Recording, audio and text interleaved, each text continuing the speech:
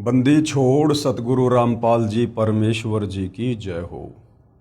परम पिता परमात्मा सारी सृष्टि के रचनहार कुल मालिक असंख्य ब्रह्मांडों के स्वामी जगत गुरु तीनों लोकों में प्रवेश करके सबका धारण पोषण करने वाले राजाधिराज आत्माधार नाथों के नाथ देवों के देव महादेव सर्वेश्वर महेश्वर मृत्युंजय अजरो अमर आदि अनादि सनातनी प्रभु जगत पिता जगदीश्वर श्री श्री 1008 की उपाधि के वास्तविक अधिकारी अकाल मूर्त शब्द स्वरूपी राम वासुदेव सर्वगतम ब्रह्म परम पूज्य प्रथम पूज्य परम संत परम पुरुष परम धनी परम दयालु सत्य कबीर हक्का कबीर अल्लाहु कबीर अल्लाहु अकबर बाखबर अल्लाह ताला जगत के तारणहार जगत के मुक्तिदाता जगत के जगन्नाथ हारे के सहारे हिंदुओं के राम मुसलमानों के अल्लाह सिखों के वाहिगुरु ईसाइयों के मसीह दया के सागर दयानिधि करुणा के सागर करुणानिधि स्वयंभू परिभू संकट मोचन कष्ट हरण मंगल करण दुख भंजन अविगत कबीर निर्विकार निर्विषम परमात्मा अलय अलेख सतगुरु आदि अनादि सतगुरु असली मर्यादा पुरुषोत्तम असली राम असली कृष्ण असली घनश्याम असली मुरारी राजाओं के राजा महाराजाओं के महाराजा शहंशाहों के शहंशाह सम्राटों के सम्राट भगवानों के भगवान अल्लाहों के अल्लाह प्रभुओं के प्रभु मसीहाओं के मसीह सच्चे वाहिगुरु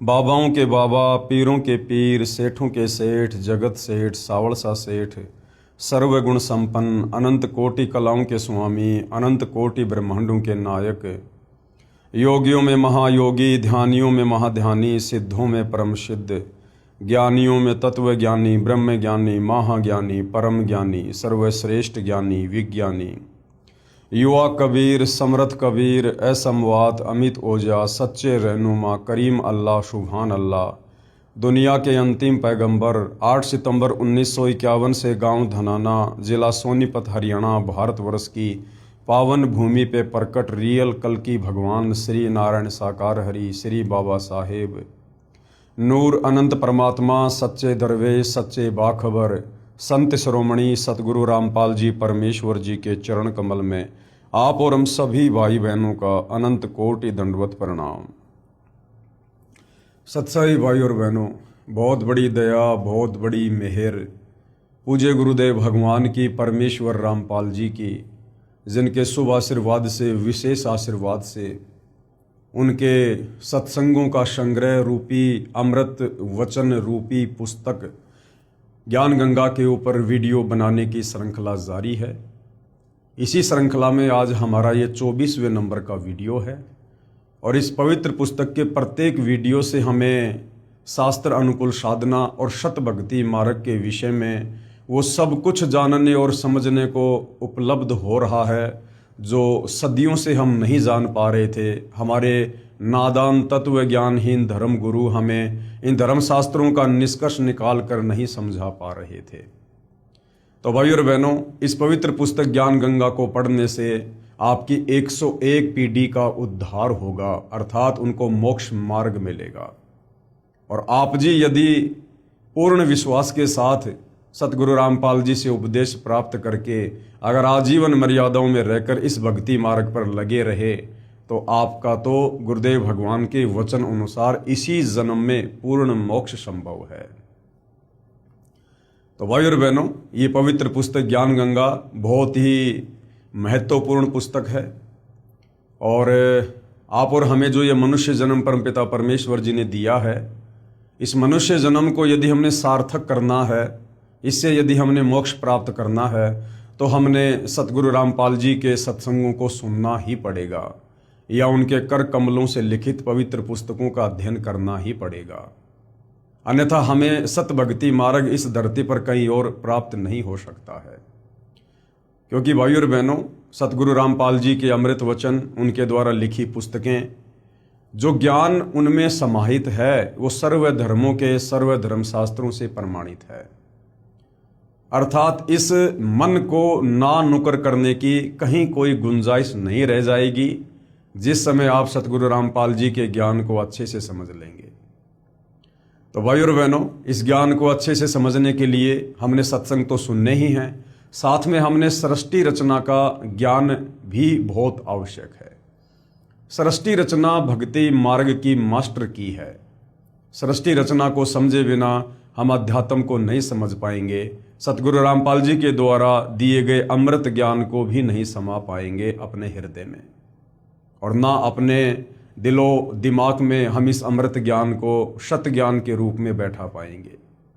तो सृष्टि रचना का भक्ति मार्ग पर लगने से पहले समझना बहुत ही जरूरी है, और यह कंप्लीट शास्त्र प्रमाणित यथार्थ सृष्टि रचना आपको सिर्फ और सिर्फ सतगुरु रामपाल जी के पास मिलेगी। तो जब भी आप YouTube पर सतगुरु रामपाल जी के सत्संग सुनना शुरू करें तो सबसे पहले सृष्टि रचना को अवश्य सुनिएगा, या उनके द्वारा लिखित पुस्तकों में भी सृष्टि रचना का जिक्र अवश्य होता है। आप पहले सृष्टि रचना को समझें, उसके बाद फिर सतगुरु रामपाल जी के सत्संग आगे सुने, तब आप इस अध्यात्म को समझ पाएंगे। तो भाई और बहनों, आज इस पवित्र पुस्तक ज्ञान गंगा पर हमारा 24वें नंबर का वीडियो है। हमने अभी तक इस पवित्र पुस्तक से अध्यात्म के विषय में बहुत कुछ जाना है, समझा है। किस प्रकार से हम पहले सतलोक में रहा करते थे, सर्व सुख वहाँ पर हम कबीर परमेश्वर जी के आशीर्वाद से मुफ्त में भोगा करते थे। फिर कैसे हम इस ज्योति निरंजन यानी काल के ऊपर आसक्त हुए और पतिव्रता धर्म से नीचे गिरे, और कबीर परमेश्वर जी ने हम सभी आत्माओं को इस काल के साथ यहाँ 21 ब्रह्मांडों में भेज दिया, और यहाँ आकर हम केवल अपना कर्म दंड ही भोग रहे हैं। यानी सतलोक में हमने जो गलती की थी, हम यहाँ काल के 21 ब्रह्मांडों में राजा महाराजा बनकर, देवता बनकर, आम व्यक्ति बनकर, लक 84 में गधे कुत्ते शुअर बनकर, नरक में असहनीय पीड़ाओं का सामना करके, तपतशिला पर कष्ट सहन करके, जन्म और मृत्यु के चक्कर में असहनीय पीड़ाओं का सामना करते हुए हम केवल अपने कर्मों का दंड भोग रहे हैं। सतलोक में हमने जो गलती की थी, हम उसकी सजा काट रहे हैं। तो भाई और बहनों, अब वो समय आ गया है, यदि हम चाहें तो अपनी उस महानादानी के चलते जो सज़ा आज हम यहाँ पर भोग रहे हैं, हम इस सज़ा को कम करवा सकते हैं। क्योंकि आज स्वयं कबीर परमेश्वर जी सतलोक से चलकर सतगुरु रामपाल जी के नाम से धरती पर प्रकट हैं। आज वे हमारी उन तमाम नादानियों को, हमारी गलतियों को क्षमा करने के लिए आए हैं। कहते हैं, जो मैं पूत कपूत हूँ बहुर पिता को लाज। बेटा बेटी चाहे कितनी बड़ी गलती क्यों ना कर दे, लेकिन माता पिता फिर भी उन्हें माफ़ कर देते हैं, अपने बच्चों की गलतियों को हृदय पर नहीं लेते हैं। तो आज भाई और बहनों, हमें पुनः उस कबीर परमेश्वर ने, दयालु परमात्मा ने एक बहुत ही ज़बरदस्त सुअवसर दिया है। यदि हम चाहें तो इस शास्त्र अनुकूल शत भक्ति मार्ग को जो उन्होंने ही स्वयं आकर दिया है, हम इसको अच्छे से समझकर और उनसे उपदेश प्राप्त करके, भक्ति करके हम अपनी सज़ा को माफ़ करवा सकते हैं, कम करवा सकते हैं। लेकिन परमात्मा कहते हैं, सकल पदार्थ है जग माही, भाग बिना नर पावत नाही।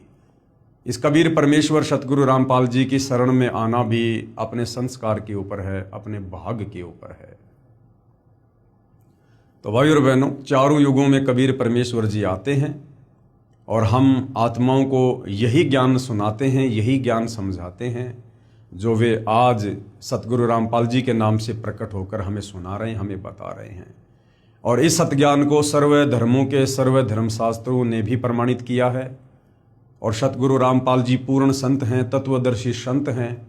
उनके अलावा संसार में कोई कथा करने का अधिकारी नहीं, कोई गुरु पद प्राप्त करके आगे दीक्षा देने का अधिकारी नहीं, कोई किसी का मोक्ष करवाना उनके अलावा संभव नहीं। और भाई और बहनों, हमारे धर्मशास्त्रों में पूर्ण संत की पूर्ण पहचान है, वो भी सतगुरु रामपाल जी ने हमें वेद और गीता से बताई है, समझाई है। साथ ही जो विश्व के जाने माने भविष्य वक्ता हैं, जिन्होंने सैकड़ों वर्ष पूर्व ही अपनी भविष्यवाणियाँ कर दी थी, आज उन भविष्य वक्ताओं की भविष्यवाणियाँ सतगुरु रामपाल जी पर खरी उतर रही हैं। तो भाई और बहनों, आप और हमने आज सतगुरु रामपाल जी को पूर्ण संत के रूप में पहचान कर और उनसे सत उपदेश लेकर अपनी आत्मा का कल्याण करवाने से पीछे नहीं रहना चाहिए। अन्यथा यदि एक बार ये सु अवसर हमारे हाथ से निकल गया, और सु अवसर हमारे हाथ से निकलेगा जिस समय ये मनुष्य जन्म छूट जाएगा, या सतगुरु रामपाल जी स्वयं सतलोक को वापस चले जाएंगे। उसके बाद इस धरती पर हमें कोई ये बातें बताने वाला नहीं होगा, हमें कोई मोक्ष प्रदान करवाने वाला नहीं होगा, और हम फिर से अनंत युगों के लिए इस कालबली के 21 ब्रह्मांड में सजा काटने के लिए यहीं पर रह जाएंगे। तो भाई और बहनों, आज उस महापुरुष, परम दिव्य पुरुष, तेजपुंज के व्यक्तित्व के धनी, जो स्वयं सतलोक से चलकर पृथ्वी पर अवतरित हुए हैं, उस महापुरुष परम पूज्य गुरुदेव सतगुरु रामपाल जी के लीला में जीवन को हम थोड़ा सा समझेंगे, ताकि हमारा विश्वास दृढ़ हो कि किस प्रकार से उन्होंने सतलोक से चलकर गति करके धरती पर प्रकट होकर यहाँ एक आम व्यक्ति, आम संत की भांति लीला करते हुए आप और हम तक ये अमृत ज्ञान पहुँचा रहे हैं। तो पवित्र पुस्तक ज्ञान गंगा, जिसमें पूज्य गुरुदेव सतगुरु रामपाल जी का संक्षिप्त लीला में जीवन परिचय लिखा हुआ है, ये पवित्र पुस्तक ज्ञान गंगा है जो आप जियों के सामने है। पेज नंबर 168 है। सतगुरु रामपाल जी महाराज का संक्षिप्त परिचय, संक्षिप्त लीला में परिचय होना चाहिए। संक्षिप्त परिचय तो किसी का भी हो सकता है भाई और बहनों, किसी सरपंच का, किसी विधायक का, किसी देव का, किसी महादेव का, लेकिन वास्तव में जो लीलाधर है, वास्तव में जो लीला करने के लिए आते हैं, वो कबीर परमात्मा स्वयं सतगुरु रूप में आते हैं। बाकी ये जितने भी देवी देवता हैं, ब्रह्मा विष्णु महेश हैं, ये अवतार रूप में आते हैं, राम रूप में, श्री कृष्ण रूप में, अन्य रूप में। तो हम इनके जीवन काल को लीला नहीं कह सकते, क्योंकि ये इस पृथ्वी पर कोई लीला करने के लिए नहीं आते हैं, ये केवल अपना कर्म दंड भोगने के लिए आते हैं। जैसे विष्णु जी को नारद जी का श्राप लगा, तो त्रेता युग में वो अपना कर्म दंड भोगने के लिए और यहाँ पर श्री रामचंद्र रूप में एक जीवन जी कर गए। रामचंद्र वाले जीवन में उन्होंने बाली को धोखे से मारा, एक नया उनका वो कर्म बन गया। फिर उस कर्म दंड को भोगने के लिए दोबारा श्री कृष्ण जी रूप में द्वापर में आए। तो हमें इस 21 ब्रह्मांड में जो मुख्य शक्तियां आप और हमें दिखाई देती हैं, ब्रह्मा विष्णु महेश, ये जब यहाँ पर अवतार धारण करके आते हैं तो हम इनके जीवन को लीला में जीवन नहीं कह सकते। लेकिन कबीर परमेश्वर जी, जिनके ऊपर कोई कर्म दंड लागू नहीं होता है, वो इन कर्म और भ्रमों से दूर हैं। वो तो दुनिया के कर्म दंड काटने के लिए आते हैं, दुनिया की भ्रमणाओं का समाधान करने के लिए आते हैं। तो कबीर परमेश्वर जी जब सतगुरु रूप में, तत्वदर्शी संत के रूप में धरती पर प्रकट होकर लीला करते हैं, तो उनके लीला में जीवन काल को समझने के लिए हमने लीला में संक्षिप्त जीवन परिचय शब्द का ही प्रयोग करना चाहिए। सतगुरु रामपाल जी महाराज का संक्षिप्त लीला में जीवन परिचय। सतगुरु रामपाल जी का प्राकाटे, हालांकि यहां पर लेखक के द्वारा जन्म शब्द का प्रयोग किया गया है, लेकिन अब सतगुरु रामपाल जी की वास्तविक परमात्मा वाली स्थिति से परिचित होने के बाद हम उनके नाम के आगे जन्म शब्द का प्रयोग नहीं कर सकते, क्योंकि उनका जन्म नहीं होता है। ये स्वयंभू परमात्मा हैं, ये परिभू हैं। कबीर मनीषी परिभू, शुक्रम अकायम असनावीरम, यजुर्वेद इसका प्रमाण है। और कबीर परमेश्वर जी भी अपनी वाणी में सतगुरु की परिभाषा के विषय में बताते हैं कि ना सतगुरु जननी जनय और जाके माना बाप, पिंड ब्रह्मण से रहित है ना वहां तीनों ताप। जो वास्तव में सतगुरु होगा, सतगुरु कहलाने का अधिकारी होगा, वो कभी भी माँ के गर्भ से जन्म लेकर नहीं आता है। ये बात और है कि कबीर परमेश्वर जी जब सतगुरु रूप में धरती पर प्रकट होते हैं तो हम जीवों की चरम दृष्टि को धोखा देते हुए लीला वो कुछ भी कर सकते हैं। लेकिन इस सत्य ज्ञान से परिचित होने के बाद और सतगुरु की परिभाषा से परिचित होने के बाद हम अपने पूज्य गुरुदेव भगवान परमेश्वर रामपाल जी के संक्षिप्त लीला में जीवन परिचय को समझते समय या किसी को समझाते समय हम जन्म शब्द का प्रयोग नहीं कर सकते। सतगुरु रामपाल जी का प्राकाटे 8 सितंबर 1951 को गांव धनाना, जिला सोनीपत, हरियाणा में एक किसान परिवार में हुआ। पढ़ाई पूरी करके हरियाणा प्रांत में सिंचाई विभाग में जूनियर इंजीनियर की पोस्ट पर 18 वर्ष कार्यरत रहे। सन 1988 में परम संत राम देवानंद जी से दीक्षा प्राप्त की तथा तन मन से सक्रिय होकर स्वामी राम देवानंद जी द्वारा बताए भक्ति मार्ग से साधना की तथा परमात्मा का साक्षात्कार किया। अब देखिए भाई और बहनों, इस पुस्तक के जो लेखक हैं वो भगत हैं और इस पुस्तक में जो ज्ञान है वो सतगुरु रामपाल जी के सत्संगों का संग्रह है। लेकिन लेखक की एक अपनी सोच है, क्योंकि लेखक एक भगत है, परमात्मा नहीं है। तो लेखक ने जैसा सतगुरु रामपाल जी को जाना है, पहचाना है, उस हिसाब से लेखक यहां पर अपने विचार व्यक्त कर रहा है। तो लेखक में भिन्नता होती है।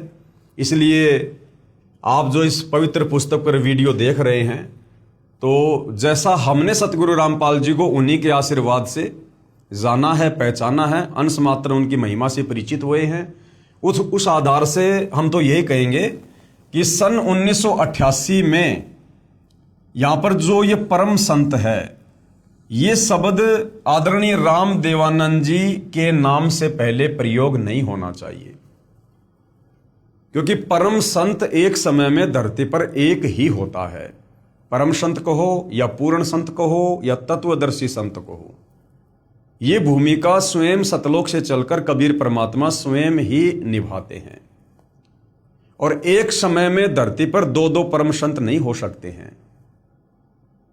तो आदरणीय राम देवानंद जी, जो कि सतगुरु रामपाल जी के मुंह बोले गुरुदेव की जिन्होंने भूमिका की है, तो जाहिर सी बात है वो सतगुरु रामपाल जी के समकालीन रहे हैं, क्योंकि उनका आपस में लीलामय तरीके से गुरु शिष्य का नाता रहा है। तो परम संत तो उनमें से एक ही हो सकता है, दो तो नहीं हो सकते। जैसे आज से लगभग 650 साल पहले कबीर परमेश्वर जी बनारस के काशी में प्रकट हुए और उन्होंने पंडित रामानंद जी को अपना मुंह बोला गुरु धारण किया। और कहने को तो जगत वालों के सामने उस समय कबीर जी, जो कि परम संत थे, पूर्ण संत थे, तत्वदर्शी संत थे, वो गुरु शिष्य परंपरा को बनाए रखने के लिए और पंडित रामानंद जी को अपना गुरुदेव कहा करते थे, अपना परमात्मा कहा करते थे, उनको परम संत, पूर्ण संत कहा करते थे। लेकिन लोग दिखावे में, दुनिया की नजरों में, असल में पंडित रामानंद जी के गुरु कबीर जी थे।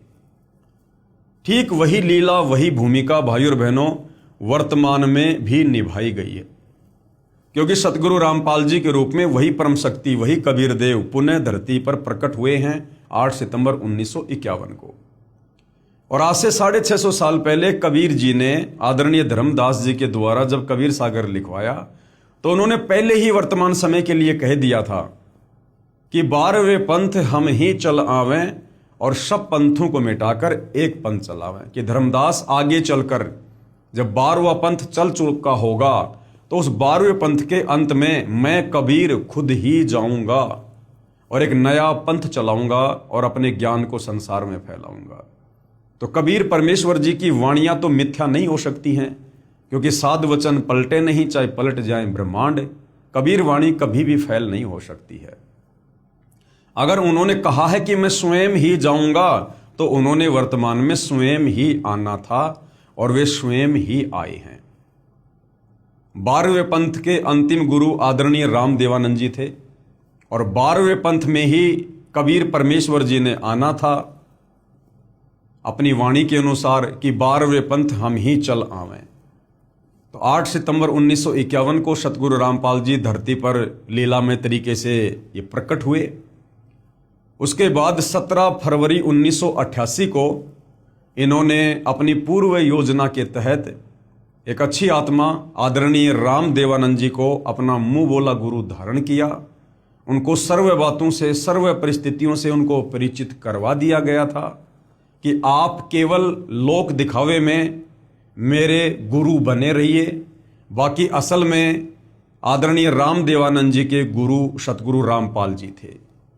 लेकिन गुरु शिष्य परंपरा को बनाए रखने के लिए उन्होंने जो लीला आज से 650 साल पहले की, वही लीला वर्तमान में भी की। और सतगुरु रामपाल जी ने, जो कि स्वयं कबीर परमेश्वर हैं, इन्होंने गुरु शिष्य परंपरा को निभाने के लिए आदरणीय रामदेवानंद जी को अपना मुंह बोला गुरु धारण किया। और जैसा कि गुरु शिष्य का नाता होता है, उस आधार से स्वयं सारी सृष्टि के मालिक होते हुए, जगत गुरु होते हुए सतगुरु रामपाल जी ने अपने गुरुदेव को, अपने मुंह बोले गुरुदेव को, आदरणीय रामदेवानंद जी को कभी सतगुरु कहा, कभी परमात्मा कहा, कभी बंदी छोड़ कहा, तो कभी परम संत कहा। जबकि असल में ये जितनी भी उपाधियां हैं ये सतगुरु रामपाल जी के लिए हैं। और फिर सन 1994 में सतगुरु रामपाल जी ने अपनी उस वाणी के अनुसार कि 12वें पंथ हम ही चल आवें, सब पंथों को मिटाकर एक पंथ चलावें, तो सन 1994 में उन्होंने एक अपना नया 13वां यथार्थ कबीर पंथ चलाया, जो आज पूरी विश्व में वे अपने सत ज्ञान को फैला रहे हैं। तो यहाँ पर जो ये परम संत शब्द है, ये एक भगत की भूमिका में सतगुरु रामपाल जी ने अपने गुरुदेव को, अपने मुंह बोले गुरुदेव को, आप और हमें गुरु शिष्य के बीच का जो रिश्ता है, जो मर्यादा है, जो श्रद्धा है, जो समर्पण भाव है, उसको समझाते हुए स्वयं जगत गुरु होते हुए, परम संत होते हुए सतगुरु रामपाल जी ने अपने मुंह बोले गुरुदेव आदरणीय रामदेवानंद जी के नाम से पहले परम संत का प्रयोग किया है। अन्यथा आदरणीय रामदेवानंद जी परम संत नहीं थे, वो केवल एक संत थे, यानी एक भगत थे, बस इससे ज्यादा कुछ नहीं थे। क्योंकि परमेश्वर तो सृष्टि में एक ही है, बाकी सब यहां पर जीव हैं।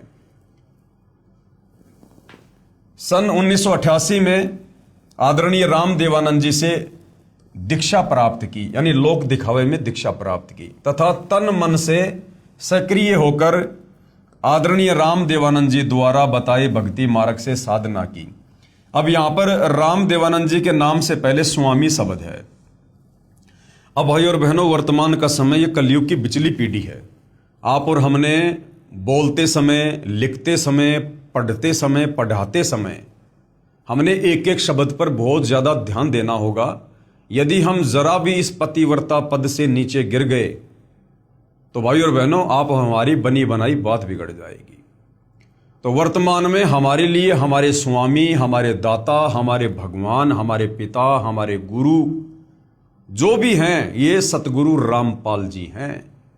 हम अन्य किसी जीव के नाम से पहले या बाद में ये दाता, स्वामी, परम संत, जगत गुरु, हम इस प्रकार के शब्दों का प्रयोग नहीं कर सकते हैं।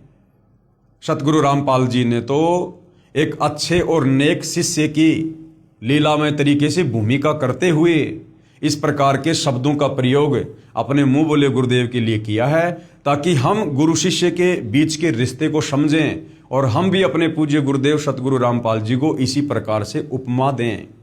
तो आप और हमें गुरु की महिमा समझाने के लिए उन्होंने एक अच्छे शिष्य की भूमिका की है, और उस भूमिका के तहत उन्होंने आदरणीय रामदेवानंद जी के नाम से कभी परम संत लगाया, कभी स्वामी शब्द लगाया, तथा तन मन से सक्रिय होकर आदरणीय रामदेवानंद जी द्वारा बताए भक्ति मार्ग से साधना की तथा परमात्मा का साक्षात्कार किया।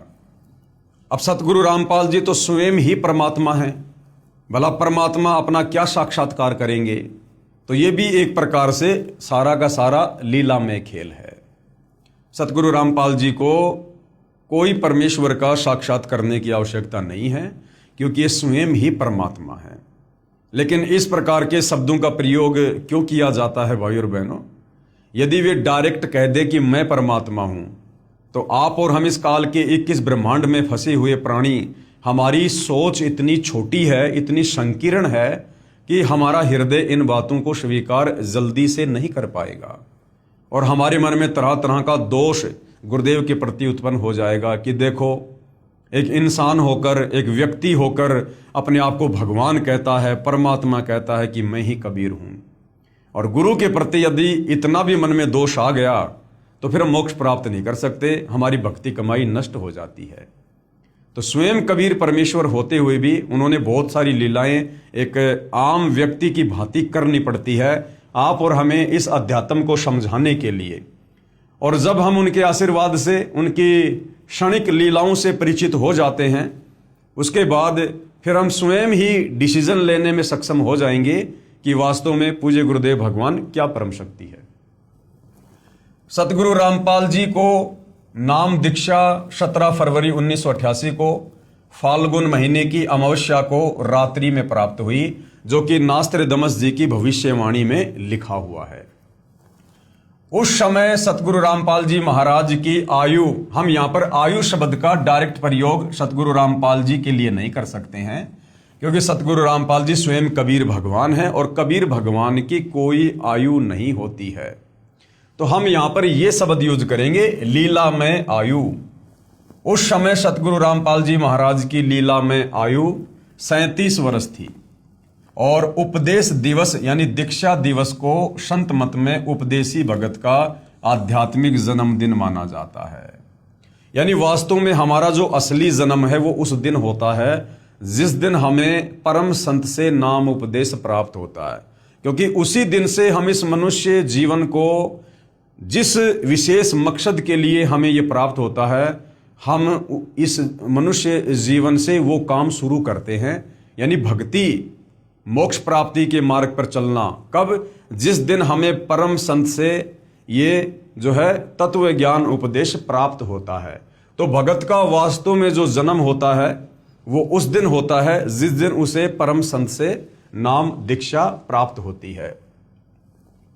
उपरोक्त विवरण श्री नास्त्रदमस जी की उस भविष्यवाणी से पूर्ण मेल खाता है जो पेज संख्या 44-45 पर लिखी है। जिस समय उस तत्व दृष्टा सायरन यानी धार्मिक नेता का आध्यात्मिक जन्म होगा, उस दिन अंधेरी अमावस्या होगी। उस समय उस विश्व नेता की आयु 16, 20, 25 वर्ष नहीं होगी। वह तरुण नहीं होगा, बल्कि वह प्रौढ़ होगा, यानी ना बूढ़ा होगा ना जवान होगा। और वह 50 और 60 वर्ष के बीच की उम्र में संसार में प्रसिद्ध होगा। वह सन 2006 होगा।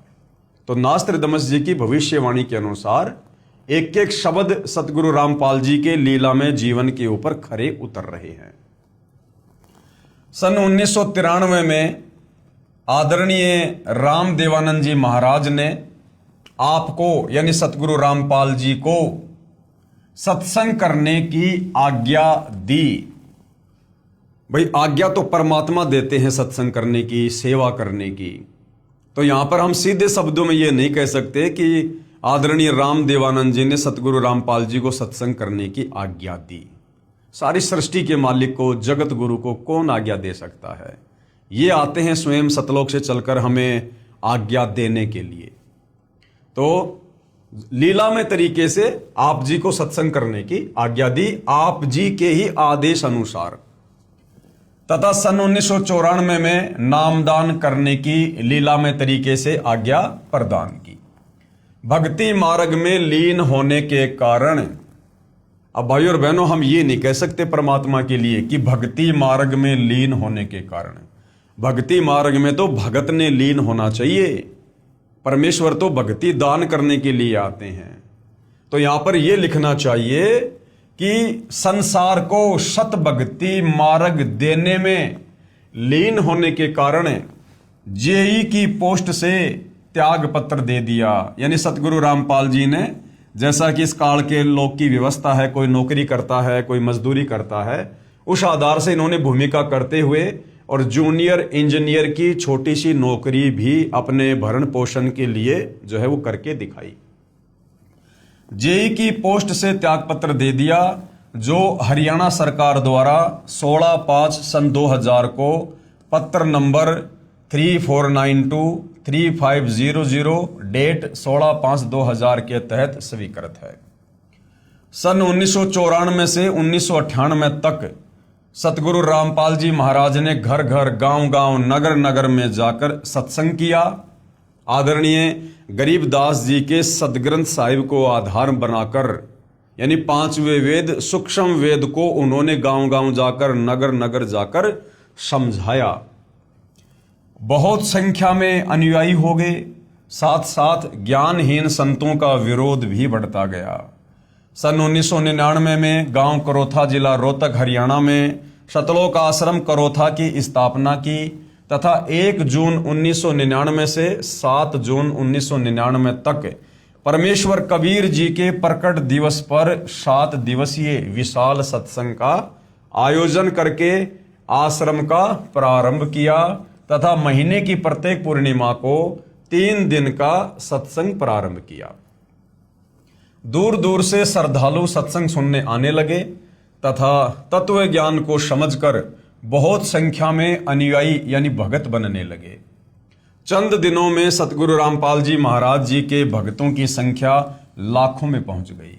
जिन ज्ञानहीन संतों व ऋषियों के अनुयायी सतगुरु रामपाल जी के पास आने लगे तथा अनुयायी बनने लगे, फिर उन अज्ञानी आचार्यों तथा संतों से प्रश्न करने लगे कि आप सारा ज्ञान अपने सदग्रंथों के विपरीत बता रहे हैं।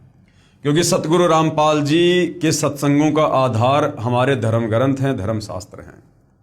सतगुरु रामपाल जी ने प्रोजेक्टर पर, टीवी चैनलों पर, समाचार पत्रों में उंगलियां रख रख के आप और हमें समझाया, बताया कि पवित्र गीता जी क्या कह रही है, पवित्र चारों वेद भक्ति के विषय में क्या बता रहे हैं, महर्षि दयानंद जी की सत्यार्थ प्रकाश हमें क्या बता रही है, क्या समझा रही है, जबकि वेदों में परमेश्वर के विषय में क्या लिखा है, और स्वामी जी ने जो है इन चारों वेदों के विपरीत जो ज्ञान अपने सत्यार्थ प्रकाश में दिया है वो क्या कुछ कह रहा है।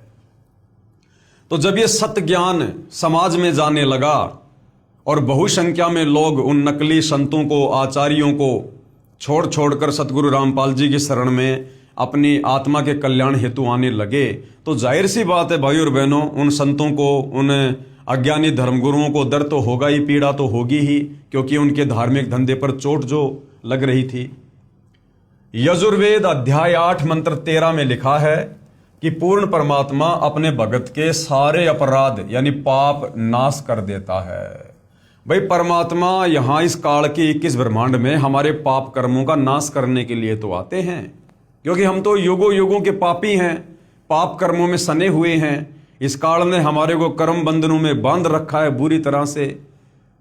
कोई ठीक ठिकाने का दान धर्म या कोई सत्य साधना ये हमें नहीं करने देता, जिससे हमारे ये पुण्य नहीं बनते हैं। तो परमेश्वर सतलोक से चलकर हमारे पाप कर्मों का नाश करवाकर हमें स्वच्छ करके, स्वस्थ करके और हमें सतलोक ले जाने के लिए तो आते हैं। आपकी पुस्तक जो हमने खरीदी है उसमें लिखा है कि परमात्मा अपने भगत के पाप क्षमा नहीं कर सकता। यानी जो विशेषकर आर्य समाज से जुड़े लोग थे, जो महर्षि दयानंद जी के प्रवचनों से, उनकी पुस्तकों से काफ़ी प्रभावित थे और सत्यार्थ प्रकाश को जब वो पढ़ा करते थे तो सत्यार्थ प्रकाश में दयानंद जी ने लिखा है कि परमात्मा अपने भगत के, भक्ति करने वाले साधक के पाप कर्मों का नाश नहीं करता है। और जब सतगुरु रामपाल जी ने यजुर्वेद अध्याय 8 मंत्र 13 में लिखा हुआ बताया कि देखो भाई, हमारे वेद तो कह रहे हैं कि परमात्मा सतलोक से चलकर भक्ति करने वाले भगत के पाप कर्मों का नाश कर देता है, तो फिर आर्य समाज से जुड़े वो लोग वापस अपने घर जाकर और हमारे पवित्र वेदों का हवाला देकर अपने आचार्यों से, धर्म गुरुओं से सवाल जवाब करने लगे कि भाई आप तो कहते हो कि श्री दयानंद जी की जो सत्यार्थ प्रकाश है वो वेदों पर आधारित है, जबकि हमारे वेद क्या कह रहे हैं और सत्यार्थ प्रकाश वेदों के विरुद्ध व्याख्या दे रही है। तो इस प्रकार से विरोधाभास बढ़ता गया। आपकी पुस्तक जो हमने खरीदी है यानी सत्यार्थ प्रकाश, उसमें लिखा है कि परमात्मा अपने भगत के पाप क्षमा नहीं कर सकता। आपकी पुस्तक सत्यार्थ प्रकाश समोल्लास 7 में लिखा है कि सूर्य पर पृथ्वी की तरह मनुष्य तथा अन्य प्राणी निवास करते हैं, इसी प्रकार पृथ्वी की तरह सर्व वहां पर पदार्थ हैं, बाग बगीचे हैं, नदी हैं, झरने हैं, आदि आदि। क्या यह संभव है? पवित्र यजुर्वेद अध्याय 5 मंत्र 1 में लिखा है कि परमात्मा सहशरीर है, अग्ने तनु असी विष्णवे तवा सोमस्य तनु रसी। इस मंत्र में 2 बार गवाही दी है कि परमेश्वर यानी परमात्मा सहशरीर है, साकार है। उस अमर पुरुष परमात्मा का सर्व के पालन करने के लिए शरीर है, अर्थात परमात्मा जब अपने भक्तों को तत्व ज्ञान समझाने के लिए कुछ समय अतिथि रूप में इस संसार में आता है तो अपने वास्तविक तेजोमय शरीर पर हल्के तेज पुंज का शरीर ओढ़ कर आता है, क्योंकि सतलोक में कबीर परमेश्वर के शरीर का इतना नूर है, इतना तेज है कि उनके शरीर के एक बाल में करोड़ सूर्य करोड़ चंद्रमा, इससे भी ज्यादा रोशनी है। अब यदि वो कबीर परमात्मा अपने वास्तविक तेजोमय रूप में इस पृथ्वी पर आ भी जाए तो हम उनको देख ही नहीं पाएंगे, क्योंकि परमेश्वर का शरीर पारदर्शी है, बहुत तेजोमय है। जिस प्रकार भाइयों और बहनों एक शीशा होता है, बहुत साफ सुथरा है, पारदर्शी है, और ये मक्खी मच्छर उसके टक्कर मारते हैं क्योंकि वो पारदर्शी है। इसी प्रकार कबीर परमेश्वर जी का जो ओरिजिनल जो तेजोमय शरीर है वो पारदर्शी है, नूरी है। अगर वो आ भी गए तो हम उनको देख नहीं पाएंगे। उसको वही साधक देख सकता है जिसकी दिव्य दृष्टि खुल जाती है, जिसको कबीर परमेश्वर जी दिव्य दृष्टि प्रदान कर देते हैं। अब जैसे भाई और बहनों, यहां पर भूत भी हैं, प्रेत भी हैं, पिशाच भी हैं, घूमते रहते हैं, अपनी योनि भोग रहे हैं, लेकिन वो सूक्ष्म शरीर में होते हैं, और सूक्ष्म शरीर में होने के चलते हम उनको अपनी इस चरम दृष्टि से देख नहीं सकते। हमारे आसपास बहुसंख्या में भूत पिशाच घूमते रहते हैं दिन रात, लेकिन हम अपनी चरम दृष्टि से उनके सूक्ष्म शरीर को देख नहीं सकते हैं।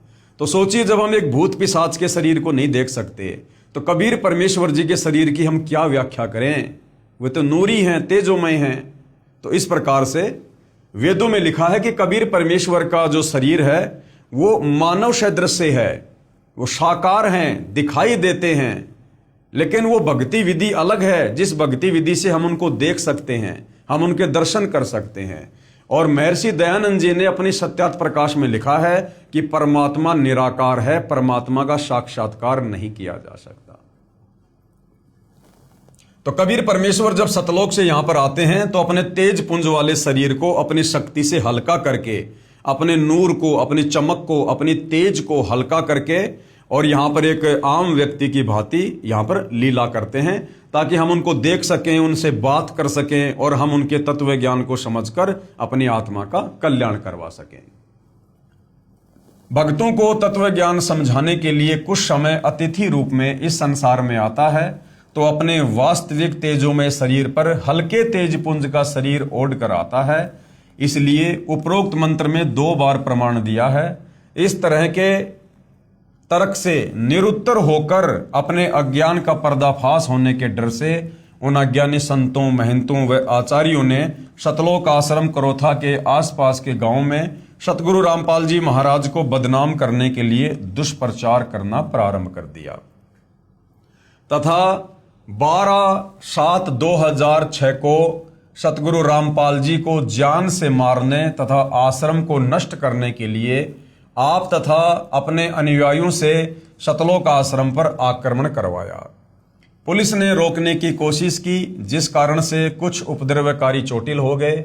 सरकार ने सतलोक आश्रम को अपने अधीन कर लिया तथा सतगुरु रामपाल जी महाराज व कुछ अनुयायियों पर झूठा केस बनाकर जेल में डाल दिया।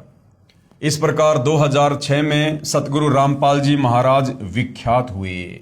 यानी नास्त्रदमस जी की भविष्यवाणी के अनुसार कि वो शायरन, वो धार्मिक नेता सन 2006 के आते आते वो जो है विख्यात होगा।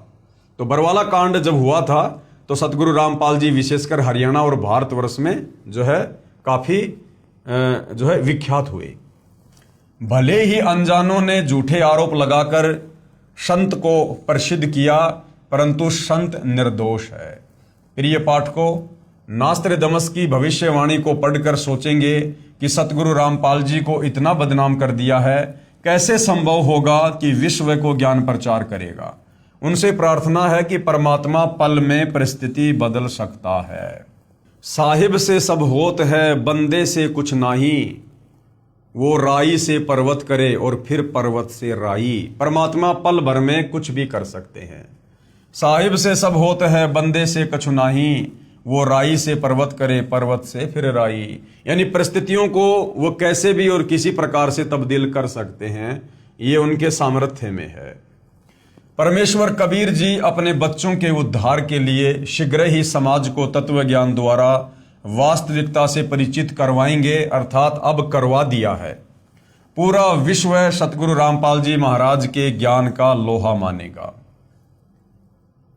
सतगुरु रामपाल जी महाराज सन 2003 से अखबारों व टीवी चैनलों के माध्यम से सत्य ज्ञान का प्रचार कर अन्य धर्मगुरुओं से कह रहे हैं कि आपका ज्ञान शास्त्र विरुद्ध, अर्थात आप भगत समाज को शास्त्र रहित पूजा करवा रहे हैं और दोषी बन रहे हैं। यदि मैं गलत कह रहा हूं तो इसका जवाब दो। आज तक किसी भी संत ने जवाब देने की हिम्मत नहीं की, क्योंकि उन संतों के पास में शास्त्र अनुकूल साधना नहीं है, उनके पास में तत्व ज्ञान का अभाव है, वो सृष्टि रचना से अपरिचित हैं, जिस कारण से वो सत्य का सामना करने में सक्षम नहीं है, भले वो कितने बड़े आचार्य या शंकराचार्य के पदों पर क्यों ना विराजमान है। सतगुरु रामपाल जी महाराज को ईस्वी सन यानी 2001 में अक्टूबर महीने के प्रथम बृहस्पतिवार को अचानक प्रेरणा हुई कि सर्व धर्मों के सदग्रंथों का गहराई से अध्ययन कर इस आधार पर सर्वप्रथम पवित्र श्री मद भगवत गीता जी का अध्ययन किया। अब देखो भाइयों और बहनों, बार बार कहना पड़ता है कि सतगुरु रामपाल जी कोई आम व्यक्ति, कोई आम संत नहीं है, ये लीला अवश्य कर रहे हैं। ये स्वयं कबीर देव हैं, सारी सृष्टि के मालिक हैं। और सतगुरु रामपाल जी को, जो कि सर्वज्ञ हैं, जगत गुरु हैं, इनको किसी भी धर्म ग्रंथ का अध्ययन करने की कोई आवश्यकता नहीं है। सर्व ज्ञान इनके अंदर समाहित है और सतगुरु रामपाल जी को प्रेरणा नहीं होती है। भगवान दूसरों को प्रेरणा किया करते हैं, भगवान को प्रेरणा नहीं हुआ करती है। भगवान किसी प्रेरणा के आधार से नहीं चला करते हैं, क्योंकि सतगुरु रामपाल जी आप और हमारी तरह कोई जीव नहीं है, ये स्वयं परमात्मा है। सन 2001 में अक्टूबर महीने के प्रथम बृहस्पतिवार को अपनी पूर्व निर्धारित योजना के अनुसार सतगुरु रामपाल जी ने सर्व धर्मों के सदग्रंथों का भगत समाज के सामने खुलासा करना शुरू किया, ना कि सर्व धर्मों के सदग्रंथों का गहराई से अध्ययन किया, क्योंकि परमेश्वर को किसी भी सदग्रंथ के अध्ययन करने की आवश्यकता नहीं पड़ती है। अगर कोई सदग्रंथों का अध्ययन करके आगे ज्ञान देगा तो फिर हम उसको सतगुरु नहीं कह सकते, हम उसको जगत गुरु नहीं कह सकते हैं, क्योंकि कोई भी व्यक्ति पूरे विश्व के सदग्रंथों का अध्ययन करके ज्ञान प्राप्त नहीं कर सकता, समाज को ज्ञान नहीं दे सकता। इंसान की एक कैपेसिटी है, एक औकात, एक सीमा है। जिस प्रकार एक कुएं का जल होता है और जिस प्रकार एक समुद्र का जल होता है, तो कुआं समझो एक जीव, एक व्यक्ति, वो व्यक्ति अपने जल से, जिस प्रकार वो कुआं अपने जल से कितने लोगों की आवश्यकता पूरी कर सकता है, और समुद्र का जल अथाह होता है, अथाह असीमित। तो सतगुरु रामपाल जी ने किन्हीं सदग्रंथों का अध्ययन करने की आवश्यकता नहीं पड़ती है। वे स्वयं परिपूर्ण हैं, सर्वज्ञ हैं, सर्व सिद्धियों के स्वामी हैं, वे दुनिया को अध्ययन करवाते हैं। तो भगत समाज के सामने एक आम व्यक्ति की, एक आम संत की लीला करते हुए उन्होंने इस प्रकार की भूमिकाओं को जन्म देना पड़ता है। इस आधार पर सर्वप्रथम पवित्र श्री मद भगवत गीता जी का अध्ययन किया तथा पुस्तक गहरी नजर गीता में रचना की, तथा उसी आधार पर सर्वप्रथम राजस्थान प्रांत के जोधपुर शहर में मार्च 2002 में सत्संग प्रारंभ किया। इसलिए नास्त्रदमस जी ने कहा है कि विश्व धार्मिक हिंदू संत अर्थात सायरन 50 वर्ष की उम्र में अर्थात 2001 गे ज्ञाता होकर प्रचार करेगा। सतगुरु रामपाल जी महाराज का प्राकाट्य ना कि जन्म पवित्र हिंदू धर्म में सन 1951 में 8 सितंबर को गांव धनाना, जिला सोनीपत, प्रांत हरियाणा, भारत में एक किसान परिवार में हुआ। अब भाइयों और बहनों, जन्म क्यों नहीं कह सकते? क्योंकि आदरणीय गरीबदास जी, जो लगभग 300 साल पहले गांव छुड़ानी, जिला झज्जर, हरियाणा में हुए हैं, वो कबीर परमेश्वर जी के सत्य ज्ञान से परिचित हुए। कबीर परमात्मा जी जिंदा बाबा के रूप में सतलोक से चलकर धरती पर प्रकट हुए, उनको अपना ज्ञान दिया, नाम दिया। फिर उसके बाद गरीबदास जी की आत्मा को शरीर से निकालकर सतलोक ले गए, उन्हें सर्व ब्रह्मांडों की रचना से परिचित करवाया, उनका ज्ञान योग खोला और वापस उन्हें उस शरीर में छोड़ा। उसके बाद आदरणीय गरीबदास जी ने कलम तोड़ महिमा अपने पूज्य गुरुदेव बंदी छोड़ कबीर साहिब जी की है। तो उनका जो ग्रंथ है आदरणीय गरीबदास जी का सदग्रंथ साहिब, उसमें से कुछ वाणियां निकालकर सतगुरु रामपाल जी ने हमें त्रिकाल संध्या के तहत दोपहर की आरती बना कर दी है, जिसको असुर निकंदन रमेणी कहते हैं। तो असुर निकंदन रमेणी में आदरणीय गरीबदास जी ने अपने पूज्य गुरुदेव के लिए कुछ कहा है। गरीबदास जी के पूज्य गुरुदेव कौन? जिंदा महात्मा कबीर परमेश्वर। तो गरीबदास जी ने कहा कि सतगुरु दिल्ली मंडल आईसी और श्रुति धरणी सुम जगाईसी, यानी मेरे गुरुदेव बंदी छोड़ कबीर आगे चलकर कलयुग की बिचली पीढ़ी में दिल्ली मंडल में आएंगे। तो 8 सितंबर 1951 को दिल्ली मंडल में आदरणीय गरीबदास जी के ही सतगुरु आए हैं। कौन? सतगुरु रामपाल जी। और आदरणीय गरीबदास जी के सतगुरु कौन? स्वयं कबीर परमात्मा। तो सतगुरु रामपाल जी कौन हुए? स्वयं कबीर भगवान। अब कबीर भगवान फिर जन्म लेकर नहीं आएगा, वो प्रकट ही होता है। इस प्रकार सन 2001 में सतगुरु रामपाल जी महाराज की लीला में आयु 50 वर्ष बनती है। सो नास्त्रदमस के अनुसार खरी है, इसलिए वह विश्व धार्मिक नेता सतगुरु रामपाल जी महाराज ही हैं, जिनकी अध्यक्षता में भारतवर्ष पूरे विश्व पर राज्य करेगा। पूरे विश्व में एक ही ज्ञान यानी भक्ति मार्ग चलेगा, एक ही कानून होगा, यानी जो नियम सतगुरु रामपाल जी बनाएंगे वही लागू होंगे। कोई दुखी नहीं होगा, विश्व में पूर्ण शांति होगी। जो विरोध करेंगे अंत में वे भी पश्चाताप करेंगे तथा तत्व ज्ञान को स्वीकार करने पर विवश होंगे और सर्व मानव समाज मानव धर्म का पालन करेगा और पूर्ण मोक्ष प्राप्त करके सतलोक जाएंगे। जिस तत्व ज्ञान के विषय में नास्त्रदमस जी ने अपनी भविष्यवाणी में उल्लेख किया है कि उस विश्व विजेता संत के द्वारा बताए शास्त्र प्रमाणित तत्व ज्ञान के सामने पहले के सभी संत निष्प्रभ यानी असफल हो जाएंगे तथा सभी को नम्र होकर झुकना पड़ेगा। उसी के विषय में परमेश्वर कबीर बंदी छोड़ जी ने अपनी अमृतवाणी में पवित्र कबीर सागर ग्रंथ में, जो संत धर्मदास जी द्वारा लगभग 550 वर्ष पहले लिपिबद्ध किया गया है, कहा है कि एक समय आएगा जब पूरे विश्व में मेरा ही ज्ञान चलेगा। 650 साल पहले कबीर परमेश्वर ने धर्मदास जी को कह दिया था कि पूरे विश्व में धर्मदास मेरा ही ज्ञान चलेगा, घर घर में मेरी ही पूजा होगी, पूरा विश्व शांति पूर्वक भक्ति करेगा, आपस में विशेष प्रेम होगा, सतयुग जैसा समय यानी स्वर्णम युग होगा। परमेश्वर कबीर बंदी छोड़ द्वारा बताए ज्ञान को सतगुरु रामपाल जी महाराज ने समझा है, जबकि भाई और बहनों सतगुरु रामपाल जी स्वयं कबीर भगवान हैं, कबीर परमात्मा हैं। इन्होंने किसी के ज्ञान को समझने की आवश्यकता नहीं है और ना इनसे ऊपर कोई ज्ञान देने वाला सृष्टि में है। लेकिन यहां पर वही बात है, गुरु शिष्य परंपरा का निर्वाह करते हुए आप और हम एक अच्छे भगत की भूमिका निभाकर वो दिखा रहे हैं, ताकि हम भी अपने पूज्य गुरुदेव सतगुरु रामपाल जी से उपदेश प्राप्त करके उनके दिखाए मार्ग अनुसार एक नेक सच्चे और अच्छे भगत की भूमिका कर सकें। इसी ज्ञान के विषय में कबीर साहिब जी ने अपनी वाणी में कहा है कि कबीर और ज्ञान सब ज्ञानड़ी और कबीर ज्ञान सो ज्ञान, और जैसे गोला तोप का करता चले मैदान। और ज्ञान सब ज्ञानड़ी, बाकी जितने भी धर्म गुरु हैं, आचार्य शंकराचार्य हैं, उनका जो ज्ञान है वो बहुत ही क्षणिक है, वो क्षेत्रीय ज्ञान है, बहुत सीमित है, आत्म कल्याण वाला भी नहीं है, उनको आत्म ज्ञान भी नहीं है, परमात्म ज्ञान तो बहुत दूर की बात है। और कबीर परमेश्वर जी का जो ज्ञान है वो वास्तविक तत्व ज्ञान है, सर्वोपरि है। कबीर और ज्ञान सब ज्ञानड़ी, कबीर ज्ञान सो ज्ञान, जैसे गोला तोप का करता चले मैदान। जिस प्रकार लड़ाई के मैदान में तोप छोड़ दी जाती थी, तो जहां तक वो तोप का गोला जाता था मैदान को बिल्कुल सफाचट करता हुआ जाता था, जो भी उसके सामने आ जाता था। तो कबीर परमेश्वर जी का तत्व ज्ञान तोप के गोले की तरह है, इसके सामने इन नकली धर्म गुरुओं का ये छोटा मोटा अज्ञान टिक नहीं पाएगा।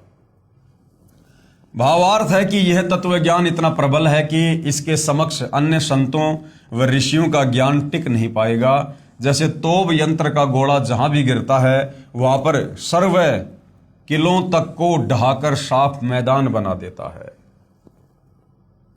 यही प्रमाण संत गरीबदास जी छुडानी जिला झज्जर हरियाणा वाले ने दिया है कि सतगुरु यानी तत्वदर्शी संत परमेश्वर कबीर बंदी छोड़कर भेजा हुआ दिल्ली मंडल में आएगा। अब भाई और बहनों, इस विषय को बहुत ही ध्यानपूर्वक समझने की आवश्यकता है।